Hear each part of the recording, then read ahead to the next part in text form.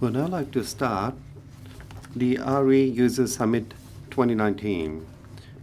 Thank you very much for coming, so many people for coming to this summit despite your busy schedules. My name is Ishida from Renewable Energies Institute, and I have the pleasure of serving as your MC.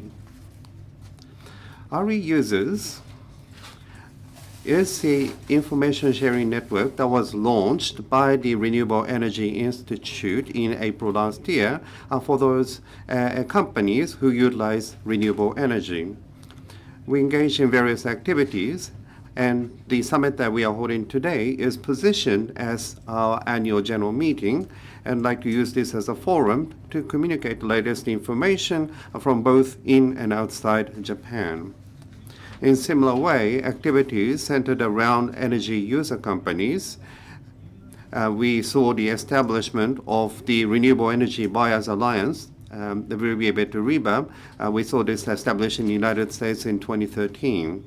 In similar way, in Europe, Resource Platform began its activities in 2017. In the summit today, we will hear presentations from the two people who play core roles in their projects. And after that, we will hear from the representatives of companies, NGOs, government, and research institutions who are proactively working to expand the use of renewable energy. And they will talk about the latest situation from the world and also in Japan. And lastly, in the panel discussion, we will have discussion with regards to the future direction as well as challenges. After the summit, there will be a reception, and so I encourage you to use the reception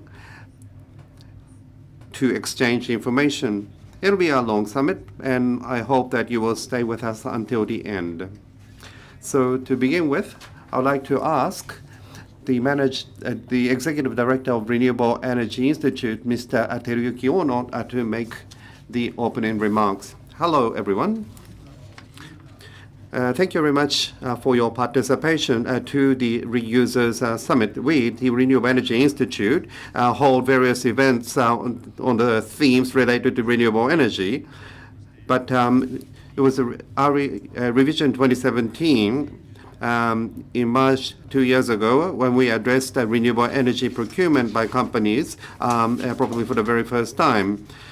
And we have invited leaders from the climate group that promote RE100, the Business Renewable Center from the United States, as well as the Renewable Energy Procurement Department of Apple, to introduce to Japan for the very first time the situation of US and Europe with regards to renewable energy procurement. Now, the representative from Apple at that point in time made a report that they have already converted their global energy usage 93% to renewable energy, but they cannot achieve 100% because they cannot procure renewable energy in Japan, which caused a significant shock to the participants. At that point in time, there was no company in Japan that had participated in RE100. But on the next month, in April 2017, RICO had participated in RE100 as the first company from Japan. But after that, many companies started to participate. And as you are well aware, some 14 Japanese companies are now a member to RE100. As indicated by these developments, significant changes have taken place over the last 2 years. The new energy companies or utilities have started to sell the electricity menu dedicated to renewable energy, or started to issue non-fossil certificates. Japan has made advances over the last 2 years, but what we need to be aware of is that even greater changes are taking place around the world. And we will hear about that from the two speakers from overseas today.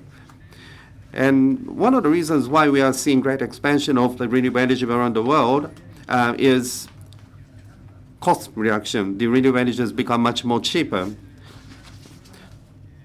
The major countries around the world, except for Japan, renewable energy is now cheaper than coal-fired thermal power plants, or even cheaper than nuclear power. That's one of the reasons. Another reason is the spreading recognition that the climate change is an urgent issue.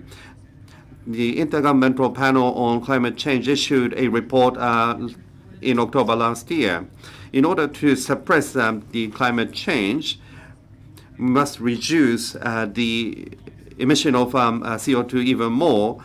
And the most effective way of doing this is greater energy efficiency and utilization of renewable energies. In this report of IPCC, in order to suppress the temperature rise to less than 1.5 degrees, 60% of the global electricity usage must be converted into renewable energy by 2030. In view of such a situation, the Japanese companies will be called upon to accelerate the pace of introducing renewable energy. And also with regards to the method of procurement, not just buying certificates, but they should engage in activities to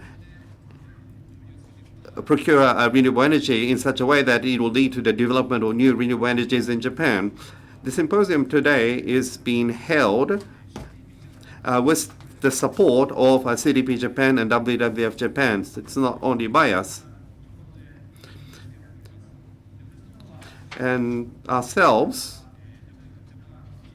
will continue to collaborate with CDP Japan and WWF Japan, and will further enhance their activities to provide support for the renewable energy procurement by Japanese companies. I'd like to conclude my remarks with the hope that the symposium today will raise the momentum towards greater usage of renewable energy in Japan. Thank you once again for your participation.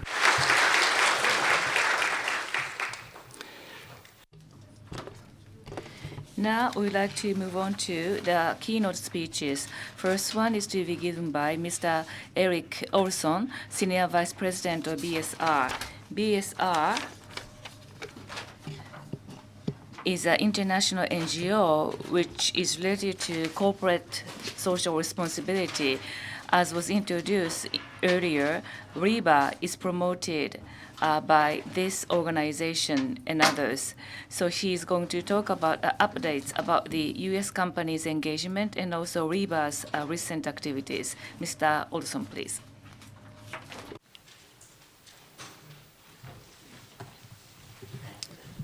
Thank you very much. I'm going to try and talk at a speed that I hope is not too much of a challenge. I wish I could do it in Japanese. Before I get into the content, just let me say a very warm thank you, Teruyuki-san, Masaya-san, your wonderful teams at REI. It's always a pleasure to be in Tokyo, especially when you bring such wonderful weather, in my opinion. And it's been a particular delight this time to talk to so many organizations and companies that really are showing great interest in this topic of procuring renewables, which I know has had a challenging history in some ways in recent years, particularly since Fukushima. When I look at the situation, it feels to me very similar to a situation that we've had as recently as 3 or 4 years ago in the US. So this is not a 5-year gap or a 10-year gap. You have a lot of wonderful organizations and assets to work with to make this go a lot further in even the next few years. So just a personal opinion. What I'm going to do with my remarks today is I'm going to tell the story of REBA, because I think it's a story that is relevant to your situation in Japan.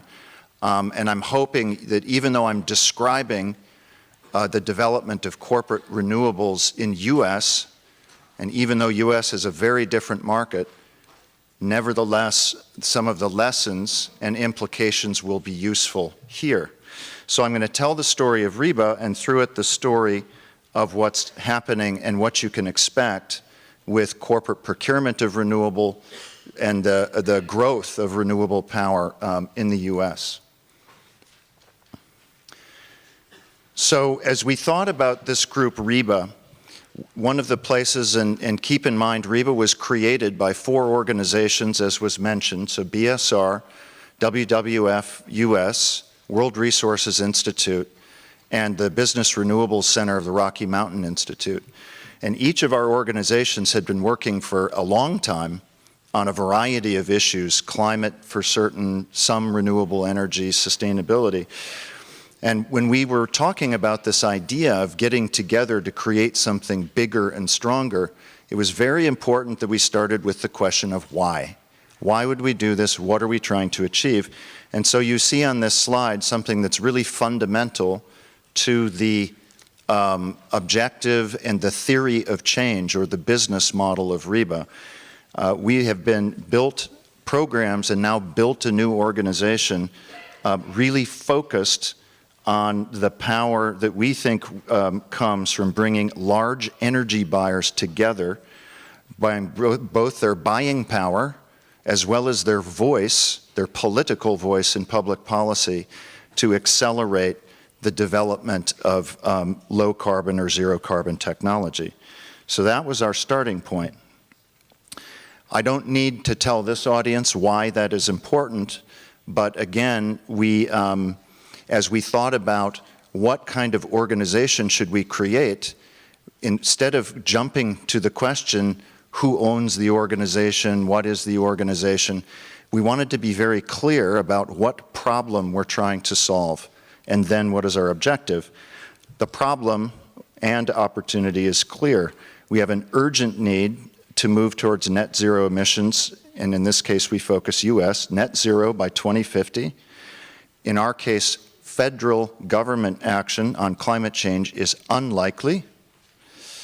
Federal subsidies for greenhouse gas development are expiring, and therefore the private sector has an extremely important role to play in making sure that we maintain our commitments to the Paris Agreement and accelerate this development. Private sector is responsible for over 60% of our energy use in the US. Obviously, it's a major mover of economic and political change.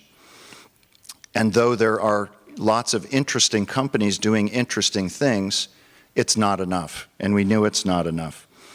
Talking specifically about renewable energy, buyers, companies who want to buy, have significant challenges.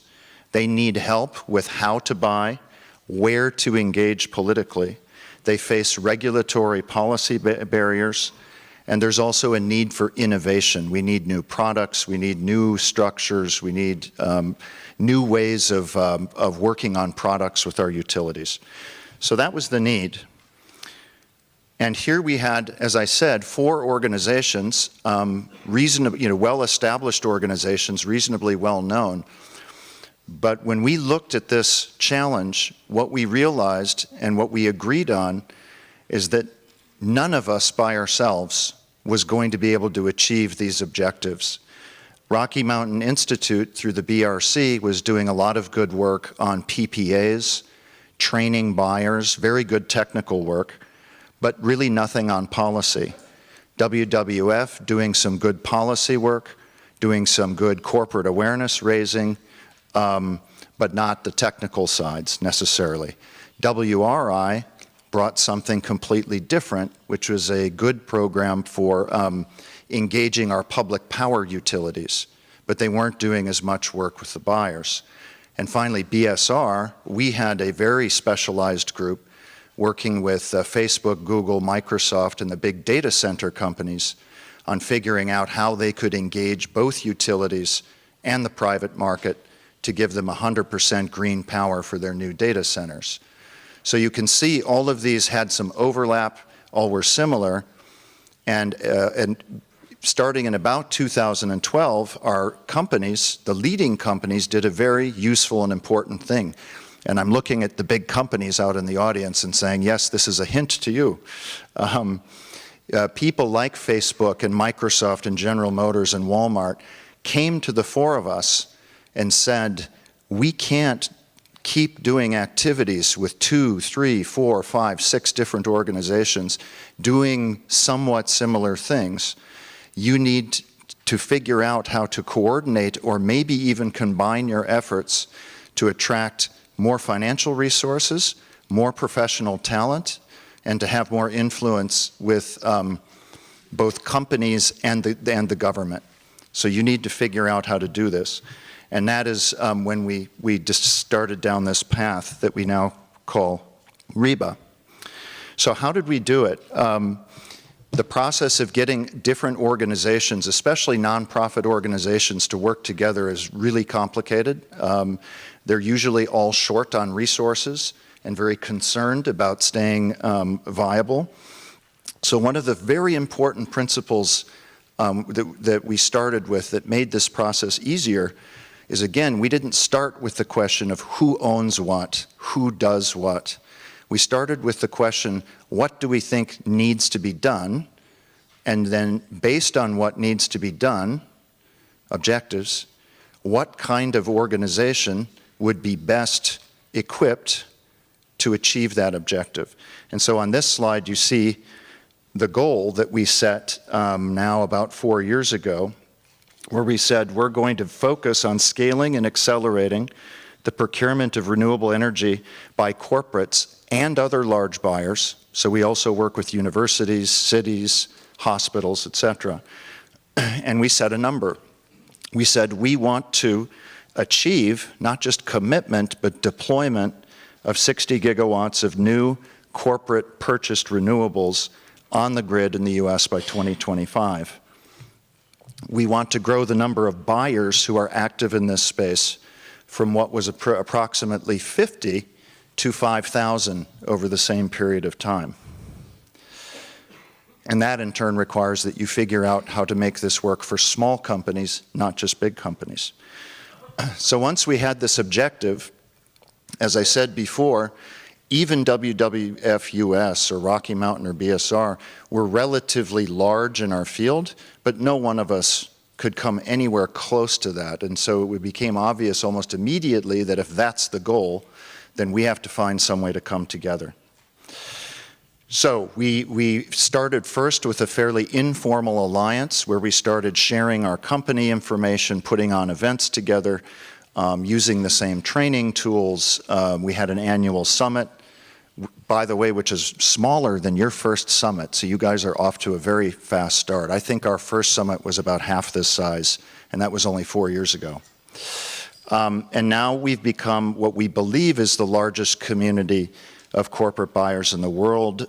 When we started down this current path in 2013, we had 13 companies, 1.5 gigawatts, and today we're 300, over 300 actually since I made this slide, and we're over 14 gigawatts, and currently on track, although it will be challenging, we are on track to achieve a cumulative total of 60 by 2025.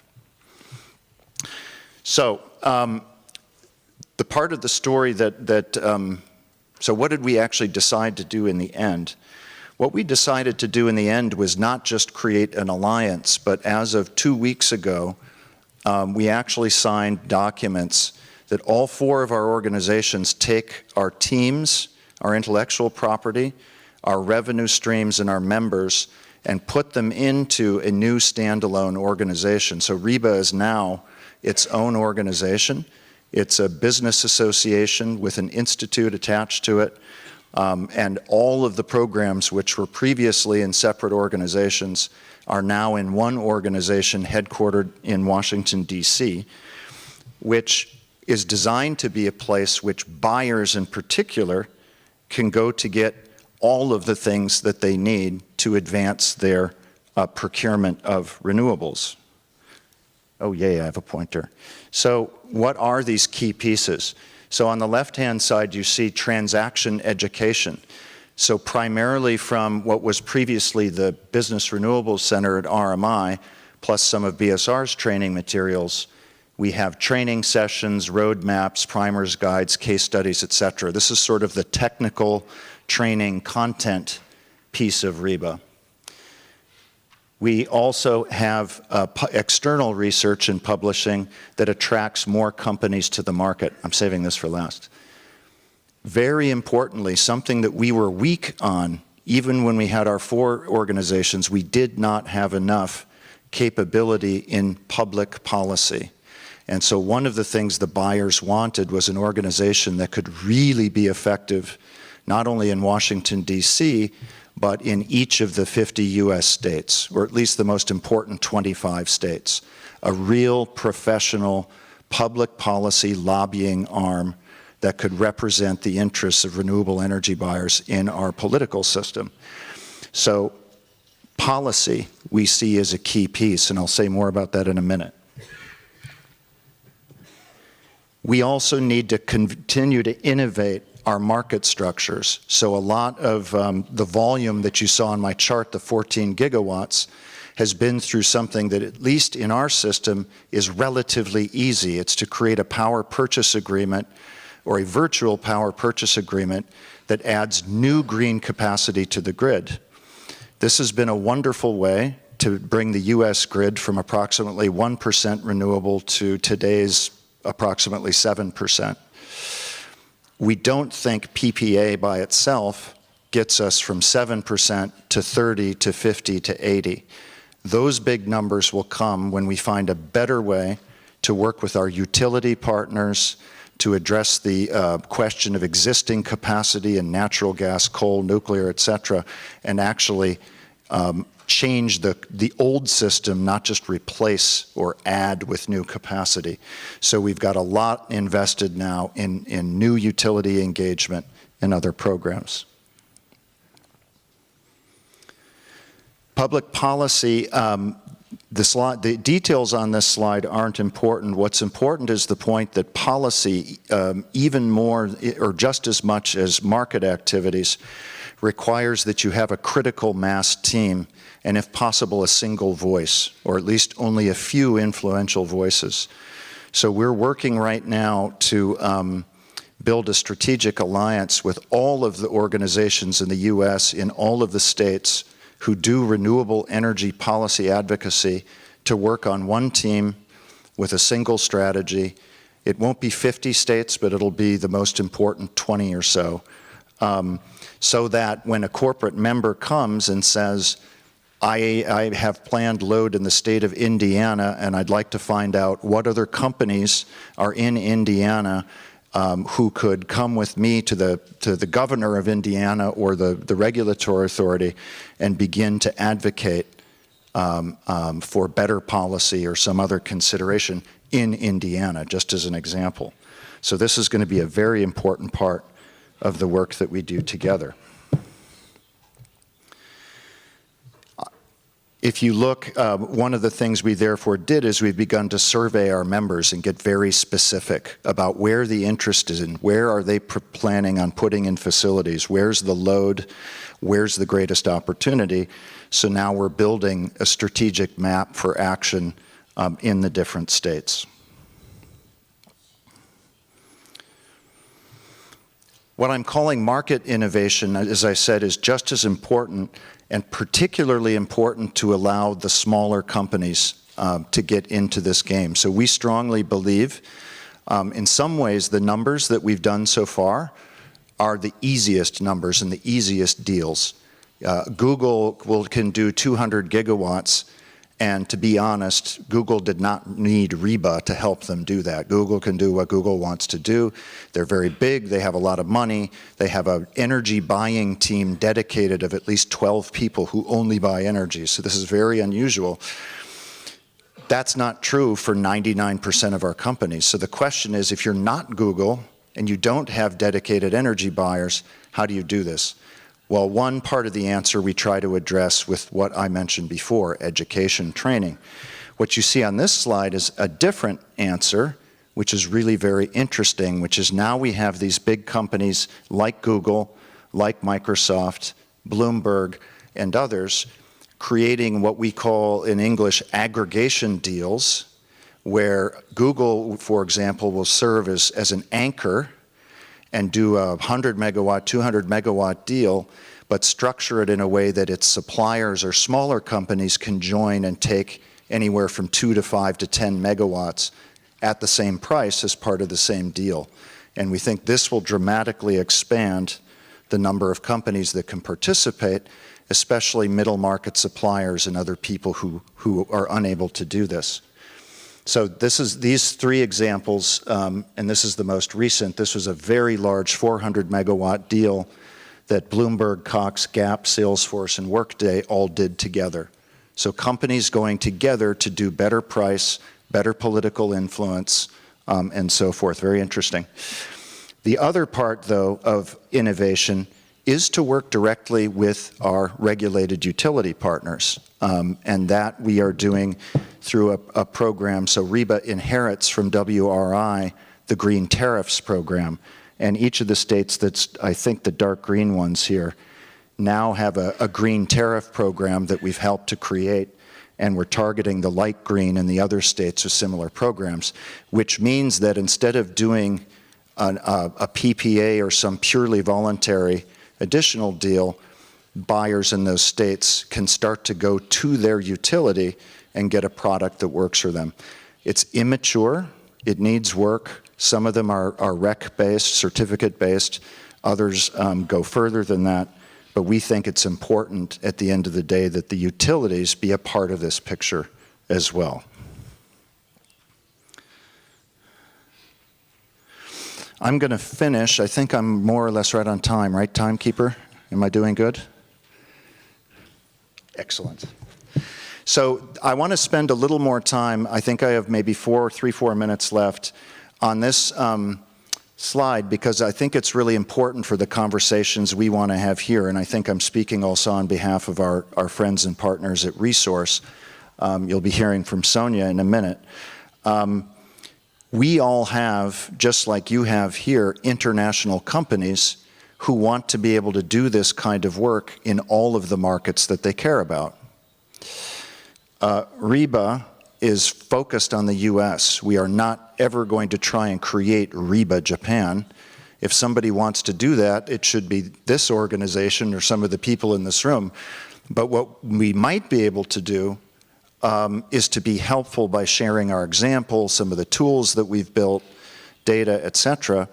And also, we should figure out a way across our biggest markets, Europe, Japan, US, also probably China someday, India, to share information so that if if you're working with Sony, I'll pick on Sony because they're here, they want renewable energy in 5 different markets. We work with Salesforce, they want it in 4 different markets. There should be an easier way for a company like that to take a more consistent approach to find the data, to find the local partners and get it done.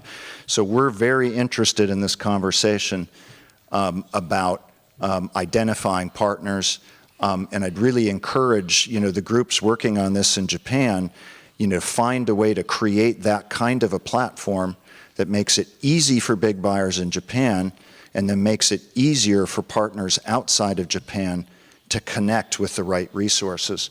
I think you'll find a lot of interest on the part of our organizations and others.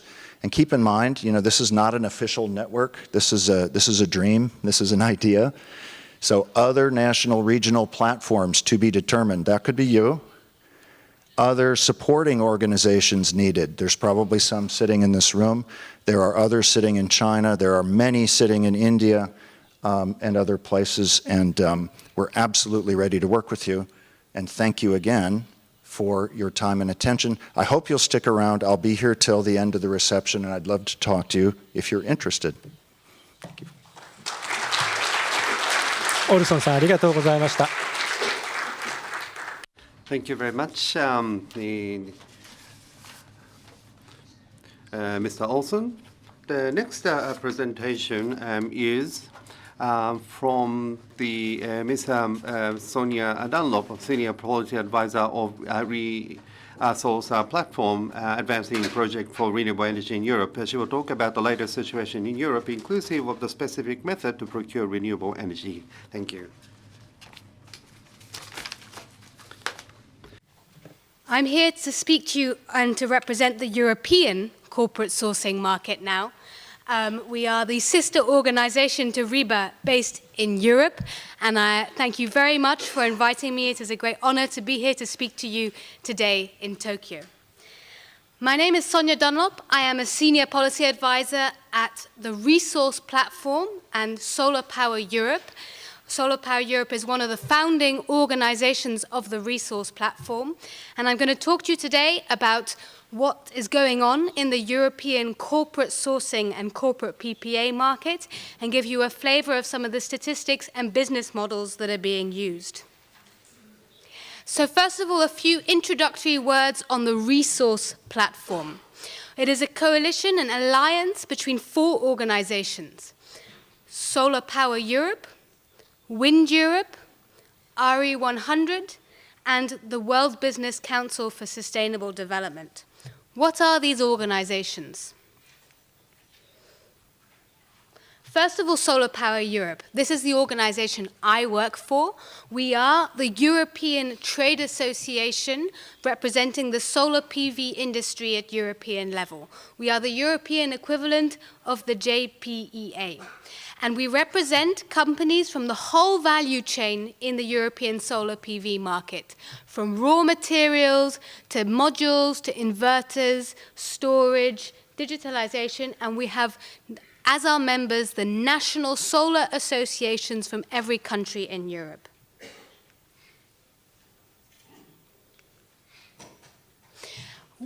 We have partnered with Wind Europe, who are the European Wind Energy Association. They too have over 400 members representing the wind sector in Europe, representing every step in the supply chain, from wind turbine manufacturers to financial and legal services and research institutes. Then we have RE100, the global alliance of companies who have committed to go 100% renewable electricity. And they have partnered with us at the European level to create the resource platform. As you know, this includes 14 companies from Japan, including Sony, Fujitsu, Watami, Ricoh, EnviroPro, and many others here today. And really great to see so many companies from Europe and beyond going for 100% renewables. And then finally, the World Business Council on Sustainable Development, an alliance of 200 CEOs and their companies working together to accelerate the transition to a sustainable world. So who have we partnered up with as the resource platform? We have a steering committee that represents both buyers and sellers. Our unique selling point is that we bring the 2 sides together in Europe. And so we have companies that supply electricity like Enel, ENGIE, and buyers like Google and Microsoft, and together with American companies and European companies, all working to promote corporate sourcing in the European market. So what are the objectives of the resource platform, and what are the kinds of things you could be working on here in Japan as well? First of all, to influence EU and national renewable energy and energy market legislation to advance corporate sourcing. The corporate sourcing market in Europe is not as advanced as in the United States. We are behind as compared to the United States. And so we're keen to make sure that any policy barriers at EU and at national level are dealt with, are solved and removed as soon as possible. Very similar goals, as you heard, to REBA, the Renewable Energy Buyers Alliance in the United States. Second goal is to raise awareness, to educate all the stakeholders in Europe about the advantages and the benefits of buying renewable electricity. Because this is still quite a new trend in Europe, as it is in Japan, a lot of companies do not realize that no, renewables are not expensive. Actually, it is a way for companies to save money on their energy costs, save money on their electricity purchasing, and protect themselves from the volatility in energy prices over the long term. And that is a key message. It's not just about going green, it's about the economic argument for buying renewables and for saving money over the long term. And finally, our objective is also to provide business opportunities, to bring those buyers and sellers together so they can do the business transactions that will help grow the corporate sourcing, the corporate buying of renewables in Europe. We want to connect those buyers and sellers. at our event and throughout the year. Because our overarching goal is to move, very similar to REBA, is to move from a market where we think we have roughly 100 companies buying renewables in Europe to one where we have 100,000. That is our long-term goal, and everything we do is about trying to move towards that goal. So we see an opportunity. I'm now going to give you a bit of a picture about what's going on in the European corporate sourcing market, some statistics to give you a feel. One caveat. A lot of the deals that are done in this market are not publicly announced. There is not very much transparency in this market. So the statistics I'm going to show you are only a part of what is happening, and there are many other deals out there that we either don't know about or have not been publicly announced. So first of all, we see the growth of corporate power purchase agreements in Europe. Really started in 2013 and growing to just under 2 gigawatts of PPAs signed in 2018. You will see there are certain countries that are very dominant, like Norway. I'm going to come back to that in a minute. So just to reiterate, so last year in Europe, we had 1.9 gigawatts of renewable corporate PPAs signed, or at least those are the ones we know about that have been publicly announced. So the market is there, but it is still relatively small, and it needs to grow further. How does that divide up between wind and solar? Because this is almost all wind and solar. Well, last year, as you can see, it was mostly wind. The largest share of this was wind. In fact, 85% of the corporate power purchase agreements that have been signed in Europe to date have been wind. Now, I specify power purchase agreements because that is not the only type of corporate sourcing, which you will see later when I come to the business models. Now, why is wind so dominant as a technology? And this becomes clear when we look at the country breakdown. So as you can see from this graph, the Scandinavian, the northern countries in Europe really dominate the European PPA market so far. Norway, Sweden, the Netherlands, and Finland there. This is starting to change, but these 4 countries have, and Denmark as well, further down, have really dominated. And these, because they are northern European countries, wind is a much more dominant resource there. However, that is beginning to change, and we see Spain has now just entered the corporate sourcing market, and that is, of course, and the UK as well as others, offer much more opportunity for solar. So we're really seeing a shift here in terms of markets and in terms of technologies. But as I said, power purchase agreements are not the only type of corporate sourcing. You've got to remember that when a company puts solar on the roof of its buildings or on its land, when it does on-site renewable corporate sourcing, that is also buying renewable electricity. And so we have some data here. We know that in 2017, there was just under 1.7 gigawatt of solar installed on commercial and industrial roofs across Europe.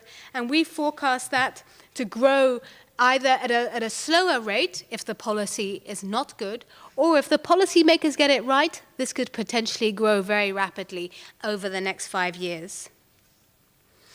Which industries, which sectors of the economy are buying renewable electricity? Well, what we are seeing is that heavy industry is by far the biggest buyer of renewables, as well as ICT, the IT industry, and then services and transport. These are big companies with big power demand who are really buying big volumes of power to meet their demand and their consumption. Which companies do we see buying in Europe? Well, again, heavy industries dominate. Norsk Hydro, a big aluminium producer in Norway. Alcoa, another aluminium producer. Google, the biggest buyer of renewables worldwide. And then transport. The entire Dutch railway system in the Netherlands is now powered by wind energy. Facebook, and then we have a series of smaller ones, some banks, some communications companies, Mercedes-Benz, one of the first real PPAs that have been signed in a long time in Germany, Nationwide, and consumer products. So a real mix. consumer brands, and B2B companies. And what do we see? What length of contract is being signed? Well, what we see here is that as the market gets more mature, from 2012 over to 28, the duration of the contracts is increasing as the companies, as the renewable generators, and importantly, as the banks become comfortable with these models. And in fact, we have now seen what the longest PPA signed in Europe to date for 29 years. That means in 2050, that contract will still be delivering renewable electricity.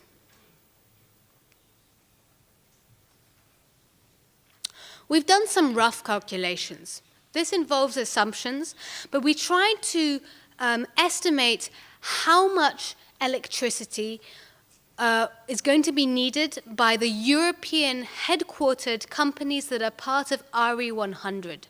So we said, okay, if we take just the EU headquartered companies in the RE100, the companies that have committed to go 100% renewable, and we assume, let us assume that a part of this is going to be done by certificates and that that part will decline for reasons I'll come to later. Then we know that there is this gap, there will be this demand for renewable electricity out to 2030 that needs to be filled by PPAs with either existing or new renewable installations. So we estimate that in 2030 there will be 70 terawatt hours of renewable electricity that will be needed to supply these companies and to help them meet their 100% renewable energy goals. How does Europe fit in the global PPA market? Our American friends are definitely leading the way.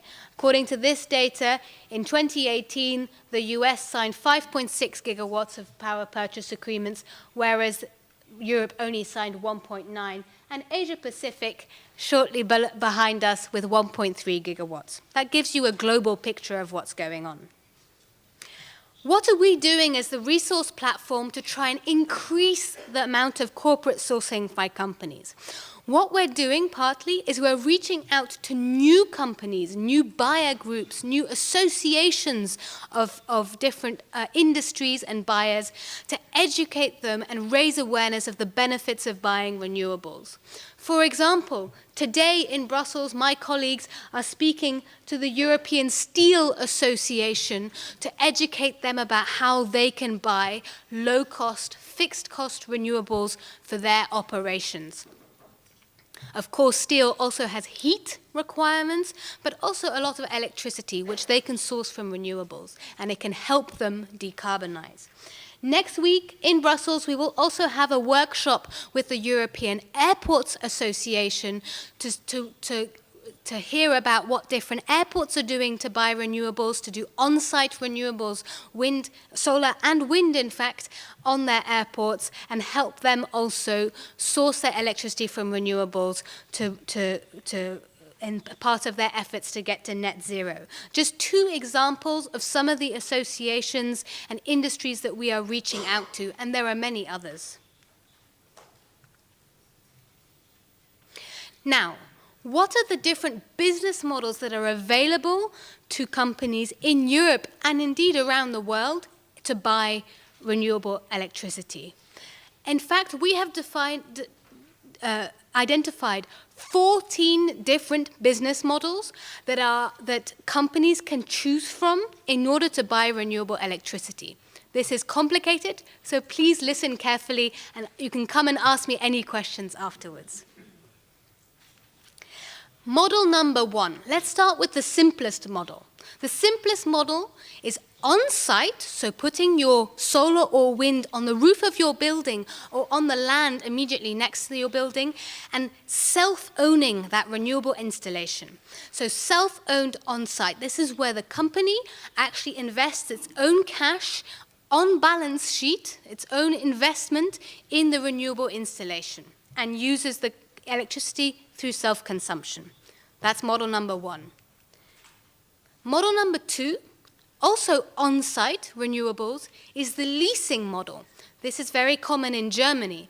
So this is where the solar installation on the roof of this company's building is actually owned by a third party, by another company, and it is then leased to the corporate power consumer via a leasing agreement where the corporate pays a fixed amount of money per month, for example, for the full use of all the electricity coming from that system. So there's no relationship between the amount of electricity generated. It is a fixed leasing fee for the use of the renewable system. Model number 3, the on-site power purchase agreement. So this is again where the renewable installation, the solar or the wind, is on-site on the corporate power consumer's installation. But here the electricity is sold from the company that owns the renewables to the corporate power consumer, the company that's consuming the electricity, via a power purchase agreement, an on-site power purchase agreement where a price per kilowatt hour is fixed over the long term. Model number 4, the private wire PPA. So this is where, for some reason, the roof or land of the building is not suitable for renewables. So you find a piece of land maybe 3 or 5 or 10 kilometers away, and you build your own private direct line, your private direct wire between those two locations and connect that installation behind the meter. So you are not using the public grid. This is behind the meter, and this allows you to use the electricity from that installation, usually bought via a power purchase agreement. So this is model number 4, the private wire PPA. Model number 5, self-owned off-site renewables. This is rare, but does exist in Europe, where the corporate power consumer invests in and owns the renewable installation that is off-site. So this is the first of the off-site models, where the renewable installation is elsewhere in the country, is 100% owned by the corporate power consumer. IKEA, for example, uses this model in Europe. And the power is then transferred through the electricity grid via a utility, an intermediary, or a sleeving utility, it is called, for a fee, of course.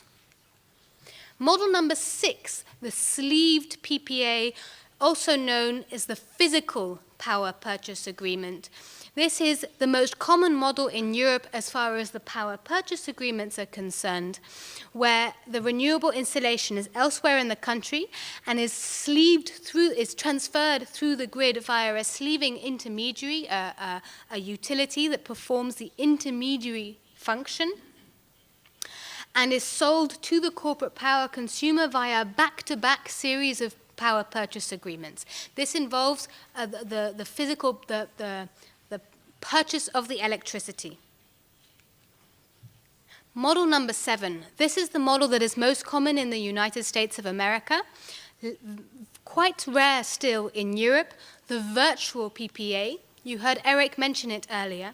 This is where the renewable installation sells its power into the wholesale market as normal. The corporate power consumer buys its electricity from its normal supplier. But on top of that, an additional layer of contracts is created where the corporate and the renewable generator agree a strike price over a long period of time and agree to pay each other the difference between that strike price and a reference price.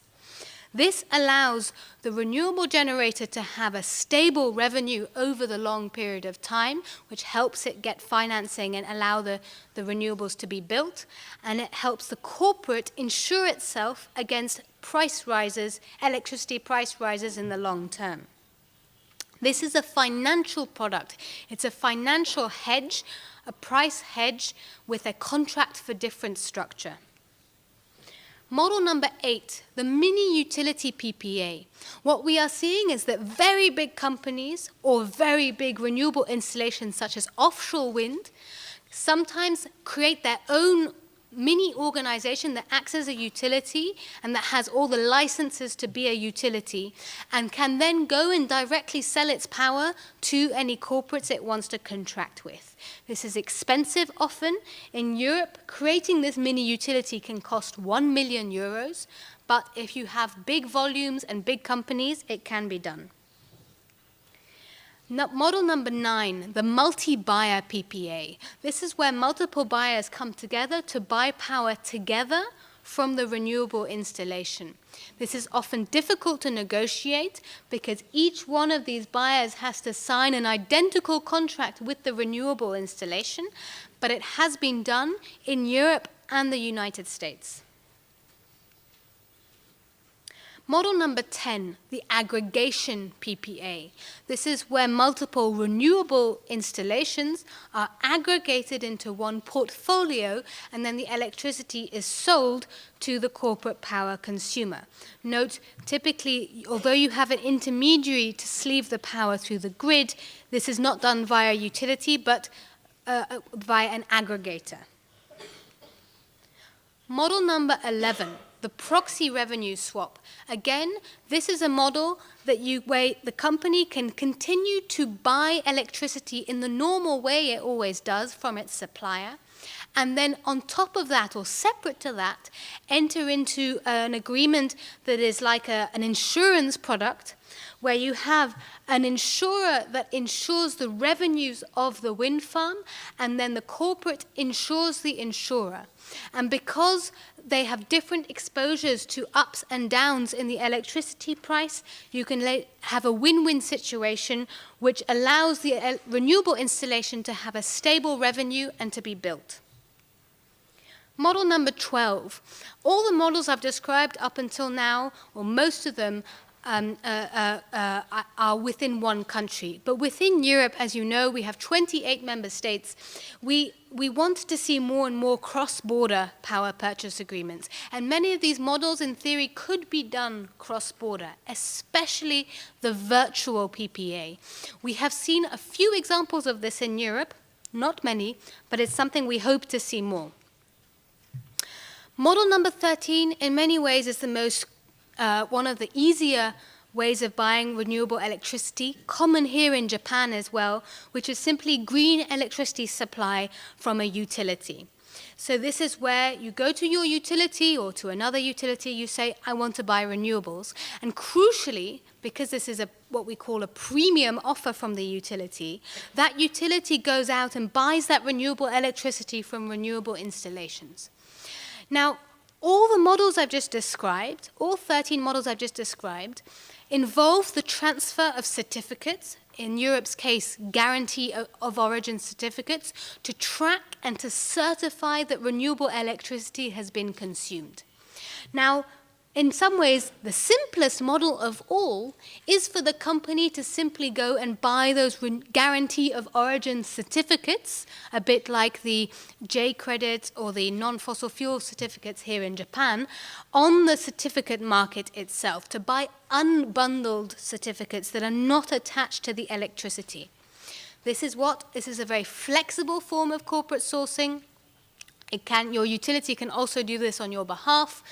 But there are some questions around additionality, around authenticity, around the whether this is generating new renewable capacity for the grid. So it's for you to choose which model works best for you and to combine them in the way that works best for your business and your electricity demand. In many ways, you could also think of this as a decision tree, where a company has to think, okay, am I going to buy unbundled or bundled GEOs? On-site, near-site, or off-site renewables? Am I going to own the installation myself, or is it going to be owned by a third party? Is it going to be physical or virtual PPA? And am I going to stay within my country or look in other countries to do a cross-border PPA? We will be publishing a report to go into more detail in these 14 business models very soon, so please watch out for that coming to you soon. I also we realize that this is very complex. It is very complicated to negotiate one of these transactions and for a company to figure out what is the best thing for it to do. So we are working in Europe to try and simplify and standardize this by working on a template corporate power purchase agreement contract for Europe, doing this with the European Federation of Energy Traders. This is a work in progress. We hope to perhaps publish this later this year, and this will include options for both physical and financial virtual purchasing of power. Now, in terms of policy, I just want to talk a bit about the work we do on policy and lobbying. Last November at our big resource event in Amsterdam, we published our resource declaration, signed by over 120 companies, including some of our biggest corporate buyers, calling on European governments to take action. We called on European policymakers to remove all the barriers to corporate sourcing across Europe, to provide clarity on long-term ownership of guarantees of origin, to encourage cross-border renewable energy transactions, and to enable a wide variety of models and products in every European country. Because sadly, not all of those 14 business models are possible in every European market. In terms of guarantees of origin, we have just had the negotiation of the new EU Renewable Energy Directive, which has a set of new rules for the guarantee of origin market. Some good, some not so good, but by and large, it means that there will be no central auctioning of guarantees of origin at the national level. We have solved the issue of double subsidy because of the double revenue stream from the sale of guarantee of origin certificates and subsidies. And the national governments have flexibility to choose whether to issue guarantees of origin to projects that have received subsidies. We also have identified a number of issues in electricity market design, such as issues around direct lines, having multiple suppliers, active customers, hedging products, which include synthetic or virtual PPAs, and interconnections. And we have done many other policy declarations to encourage policymakers to really listen and be ambitious on their renewable strategy, and meetings like this one in the European Parliament to raise awareness and to educate policymakers on this issue. We are also trying to do an analysis looking at those 14 business models to understand which models are legally possible and economically viable in each of the 28 countries in Europe. This is a big piece of work, but we hope to really be able to have detailed understanding of the models in each market across Europe. There are still policy barriers that we need to overcome. For example, private wires. Not possible in every European country. Still, some countries have rules against one company having multiple electricity suppliers, and still problems with the cross-border electricity transmission capacity. And we will continue to advocate at European and national level on those issues. A few case studies, I will go through them very quickly, with the example of BT buying wind power in the UK, and Wienerberger buying solar power in Italy, Google, AkzoNobel, Philips, and DSM coming together to buy wind power in the Netherlands, and IKEA, who has put solar on every single one of its stalls in Europe, as it has done here in Japan. A quote from Swiss Re, a big insurance provider that has gone 100% renewable. They expect, a quote from Telefonica, who see this about maximizing returns for their shareholders, and are going to expect savings of 6% on their energy bill and 26% in 2030. Huge numbers.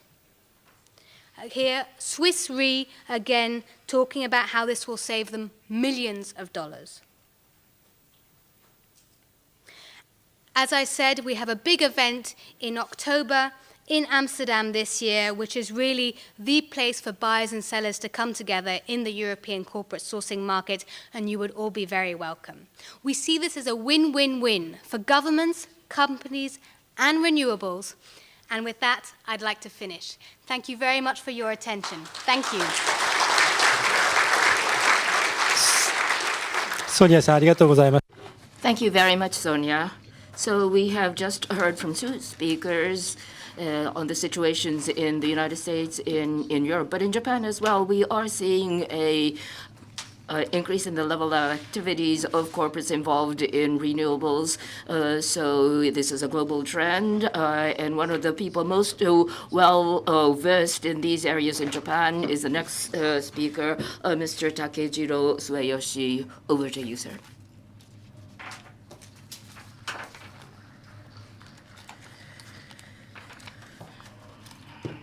Again, good afternoon, ladies and gentlemen. We'd like to welcome you to this summit. And REI, the organizer, and CDP Japan, WWF Japan, I am involved in all the institutions. We welcome you, and to Eric and Sonia, thank you for coming long distances to join us here, and all the other people in the audience, thank you very much for coming. And I am not an expert in the technology and energy itself, and I used to work for a bank, so I'm going to present to you how I see the world and the global trends and how I interpret them. So this is from a former banker's perspective that I'd like to share my personal views with you. So you know about the Paris Agreement, I'm sure, and you've heard a lot about this, but actually the meaning of the Paris Agreement, I think I jokingly talk about it as having two faces. First is that disruption has begun. The zero emissions is the core of what the Paris Agreement is aiming for and seeking. And so in order to achieve zero, then we have to disrupt and destroy some of the institutions that we currently have. So the more you pursue zero emissions, the business models, the systems that we currently have, as well as the industrial structure, inevitably must be disrupted and sometimes destroyed. So we call this disruption in general. Of course, it's not to say we can destroy everything, but rather in order to innovate and create new things, some things must be disruptive. So we need innovative disruption. So it has to be creative and innovative. So to create something new, some of the current institutions are disrupted and destroyed. So the Paris Agreement has these two aspects. And in my own view, what is being disrupted, destroyed right now, I'd like to give several examples. One of them is that large turbines for power generation plants, manufacturers of this equipment are in dire trouble. For example, Siemens, I'm sure you've been reading this in the newspapers, but yesterday in the Nikkei article as well, last year, in the last quarter, from October to December, business in this area for Siemens has not revived, and last year, GE, as you all know, has disappeared from the list of names comprising the Dow Jones in June 2018. And for me, this is a historical incident. And if you look this up, the Dow Jones average when it was first established, although GE disappeared for a short interval, but throughout most of the 110 years since the establishment of the Dow Jones, GE was a name comprising this index, and it was the only one left that from the 1890s or so. But last year, GE disappeared from the list. And looking at the newspaper, reading various articles, the power business, which had been a source of revenue, is going down, and last year they had to impair a lot of the assets of more than 23 billion or so. So they failed in successfully integrating acquisition of Alstrom. So the power business is not doing well for them. And as the two previous speakers have said, the reason is quite clear because renewables are becoming so strong. You don't need large turbines to be used in the conventional fossil power generation facilities. So we only have a demand for 100 plants out of the 40 implants. So this is the power business and the manufacturers of the equipment is being disrupted. And Ørsted, which is a Danish company, is doing quite well. It was formerly named Dong, short for Danish Oil and Natural Gas. So they were an energy company in fossil fuels, but now they have transformed themselves into a clean energy company. So they made a fantastic transformation of their own organization. So the previous business model had been disrupted, and in the course of new businesses being created, they have focused on newer renewable energy, and also Hitachi, as well as you have seen in the newspapers in December last year in Anglesey, in the Isle there, and so they acquired, first of all, in December, from ABB, the distribution line and power system, and also Hitachi decided to withdraw from the UK nuclear power business, and they have to recognize losses of 300 billion yen or so. What is happening in the energy sector? I think these examples show us very clearly what is happening. And furthermore, Mitsubishi Heavy Industries, they were big manufacturers of wind turbine generators, but already in 2014, they set up a joint venture with Vestas in Denmark. And Hitachi, that I mentioned earlier, according to a recent article, they have withdrawn from domestic production of wind turbines. This is an announcement they made. And what is happening for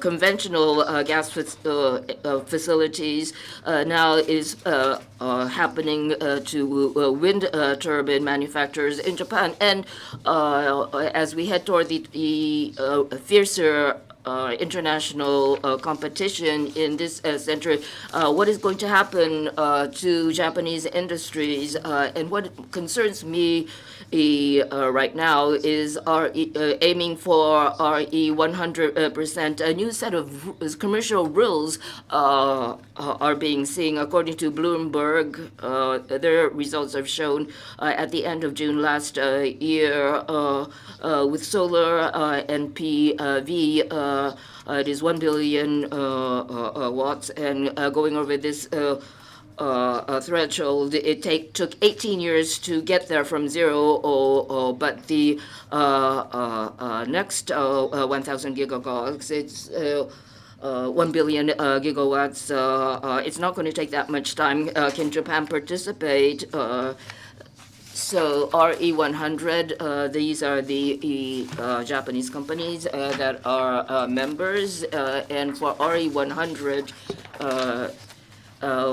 I mentioned earlier that there are commercial rules being established, but as Sonia mentioned earlier, at maximum 29 years, power purchasing contracts are being seen. And so the graph mostly show 10 years, 20 years. So I'd like to ask the people in the audience of companies, if your company's energy, when you think long-term ahead, 10 years, 20 years, 30 years ahead, if you can contract cheap power for the coming few decades, I think that would be fantastic for you. But are Japanese companies doing this? I individually use TEPCO for their power, but the tariff rates changes every month. It's not just looking at it in 1 year even, it's much shorter. So the energy source is very important for corporates. To what extent can you stably procure on a long term, and can you procure competitive priced power? This is very important for Japanese corporates. Why are Japanese corporates not thinking about this more? What is happening in the world? It's not just businesses competing, but local governments are competing as well, because they want many companies to come and people to come and live in their own particular jurisdictions. So the closest U.S.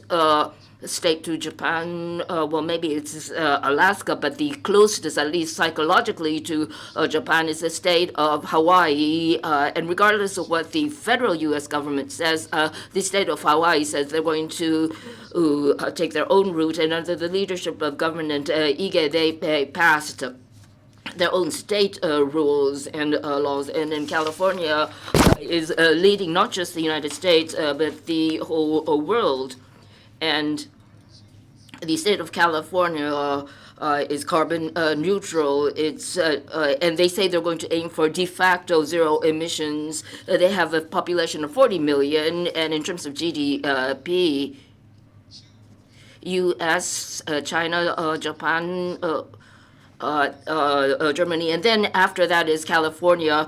So they are fifth if you include California in the ranking of companies. And this big state is going to say that they are going to be eventually carbon neutral. And also a very important, interesting news.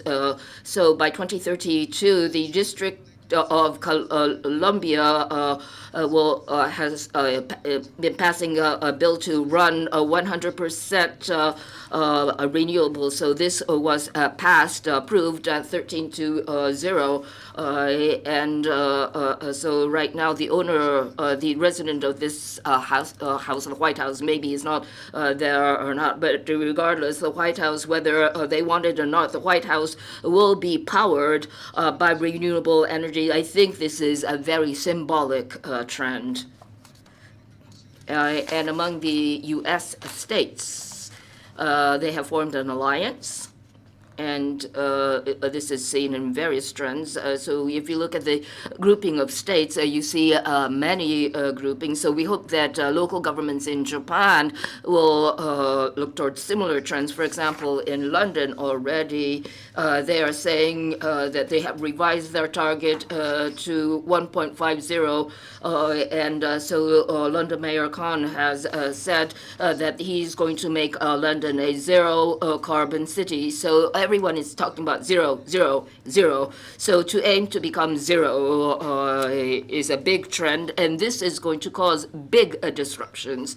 And unconceivable things will be created in the process. This is how I view these trends. And taking this into consideration while I was preparing these slides, Germany officially has said they're going to fully eliminate the dependence on coal-fired thermal power plants. And when we were talking about the environment, of course, everyone was saying, well, Germany still uses coal-fired thermal plants, but Germany has declared they're going to fully eliminate coal-fired plants. And I think this is symbolic of a big change. And also for Japan, what is important, and for Japanese businesses, what is important is the consumers trend. Are the consumers going to be able to keep up with the trends in the market and on business? Last year in autumn, I attended various global environmental conferences, and what I received, as you see to the right photograph here, is your own bottle. And the speakers are not given plastic PET bottles for water. So, and if you use these bottles that were distributed at the conference, they're made of steel. So we're not going to use plastics anymore, is what is being suggested. And to drink tap water suffices. So these are the discussions ongoing. To the left, you see in New York at the Hall of the Symphony Orchestra, it used to be just paper cups, but as you can see, you can use your own steel bottle to drink water. So very visible to the consumer's eye, these changes are being seen. When I try to have breakfast in a hotel in Washington, they use paper plates, and it says recyclable and renewable. And so it's a good thing, don't you think? So in Canada's PET plastic bottles, already recycled and still recyclable is the slogan. So it's already recycled, but you can recycle it even further. So, so the consumers who look at this on the products that they use, I think it will change their mindset. If it's imprinted every day in their minds, I think they will become green consumers. And for businesses, what is most dangerous, what they are most concerned about is the consumer mindset. Because if the consumers don't buy, regardless of the size of the company, they're not going to survive as a business. On a global level, I think enlightenment, education of consumers are beginning. In Seattle, there was a ban on plastic straws. So Seattle was the first city to ban, and maybe this is because Starbucks originated there, but Starbucks banned plastic straws. And I forgot to mention here, EU in this area is quite advanced. And what EU is saying is plastic and of course need to be recycled, but the economy as a whole needs to be circular, recycled. So circular economy is important. So if we resolve plastic products, does it suffice? No. Plastics are only one part of the overall trend. Plastics are only a symbol of what we need to ban. And so throwing away one-time consumed products, I think our economy has to get away from that mindset. The world is now trying to become a circular economy. And one of the examples of this is the banning of plastic straws. So plastic straws is only one small part of the picture, and in the area of financial services, we are seeing the beginning of disruption. Last year, what surprised me the most is this incident described here, and MSAD and Tokyo Marines, these non-life insurers, there is a double structure in the insurance industry, and it's not just the general insurers in the forefront, but who they cede to, the reinsurers. They don't want to underwrite any more primary insurance from casualty and property insurance companies. And I'm formerly a banker, and so this is what I was made to think. So even if banks don't lend money, there must be lenders in the market willing to lend. But for PNC insurance, if there's no reinsurance company to underwrite the primary insurance, I don't think there is any organization that can underwrite reinsurance. And the reinsurers are beginning to withdraw from certain sectors. They're not underwriting certain types of general insurance. So it also prevents the non-life insurers from selling their products. And this is one of the outcomes of climate change, creating more and more disasters. So insurance companies in the insurance money that they paid for various claims on damage was 15 trillion, and PNC insurance, it's going to be 1.3 trillion yen in compensation to damages that the insurance companies must pay. So these types of business cannot be viable in the future because of such extensive damages from natural disaster. And in the area of finance, a very big issue is that the climate change risk that was outside the area of normal risk management is now being included. So when financial institutions extend loans in the credit screening process, the risks of climate change and the opportunities that they bring has been incorporated now in financial data. So this is financial data. Financial institutions move based on financial data, but climate risk is now incorporated as a part of financial data. So risk can be monetized that impacts the borrowers from banks. Climate change opportunities and risk can now be monetized, and this is being included as financial data for credit screening. So businesses, the corporates that are borrowers from the financial institutions, they must now be aware of climate risk. So it's not just a change in financial services, but a change in the whole of the economy, and these changes are proceeding in the United States. In 2011-12, what they have been involved in is sustainable accounting standards. So it's not just finance, but accounting as well. And I think this is the last threshold, so to speak, because SASB in the future, they are a private organization right now, but once SEC officially incorporates listed companies in the United States as well as companies at that level, they have to recognize their P&L based on SASB.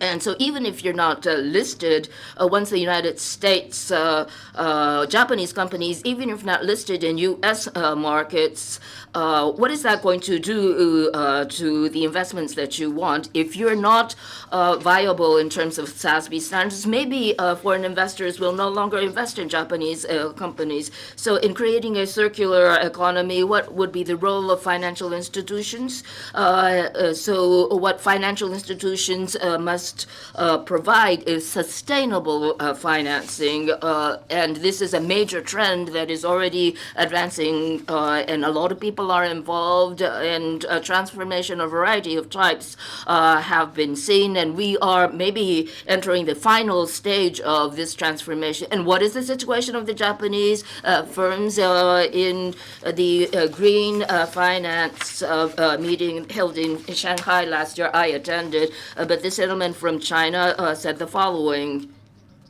and this gentleman is a part of the regulatory authority of banking insurance in China, and he says for coal-fired power plants, with their technologically, they can work for 30 years. However, in terms of economic competitiveness, fossil fuel-based power plants can be viable only 5 to 10 years, and I think it's true.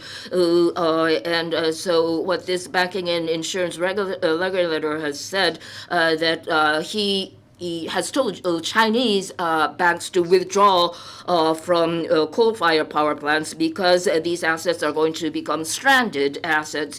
And Japanese financial institutions and the regulators, are they going to make such comments in public? What Mr. Yang Fei has said is take the trend or be left behind. So you have to get on the bandwagon of the new trend, or you will be left behind. So the Chinese authorities, the officials are beginning to say this themselves. So a big change is being seen. And in Japan, I think we need to keep up. And the Ministry of Environment in Japan has held last year a high-level meeting on ESG finance and SDGs and the Paris Agreement is pursuing a decarbonized society, and this trend, this shift, should be the source of new growth for Japan, and ESG financing should support new businesses to support new growth for Japan in this area. So these, I think, will be the new trends. And what I have said about finance, if we look at it from a different perspective, up until now, safe assets are now becoming risk assets. This is what I wanted to point out in the beginning. And also, what used to be risk assets are actually going to become safe assets. So CO2 emissions, the safe assets of that era in the area of zero emissions are going to be risk assets. And CO2 in the era where CO2 could be emitted, certain assets were considered safe, but they're going to become risk assets when everyone is now pursuing zero emissions. And risk assets are going to be safe assets. So this big trend of transformation is being seen. And what is bankable assets, the definition is going to change 180 degrees. So complete change in what is bankable. I'm running out of time, so I'd like to close here. Thank you very much for your kind attention.